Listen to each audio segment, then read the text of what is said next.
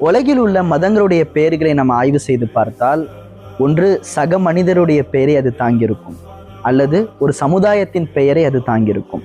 உதாரணமாக கிறிஸ்துவ மதம், இயேசு கிறிஸ்து என்று சொல்லக்கூடிய ஈசா அலைஹிஸ்ஸலாம் என்பவருடைய பெயரை அது தாங்கியிருக்கிறது.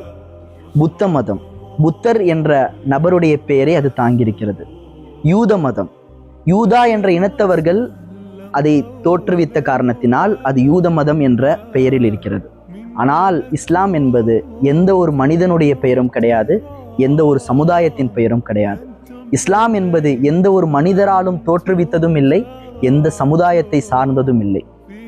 ஒவ்வொரு சமூகத்திலும் ஒவ்வொரு காலத்திலும் ஆதம் அலைஹிஸ்ஸலாம் முதல் இந்த உலகம் அழியும் வரை தோன்றக்கூடிய எந்த மக்கள் ஒன்றே குலம் ஒருவனே தேவன் என்ற பண்பில் இருக்கின்றார்களோ அவர்கள் அனைவரும் முஸ்லிம்கள் தான். அஸ்ஸலாமு அலைக்கும் வரஹ்மத்துல்லாஹ்.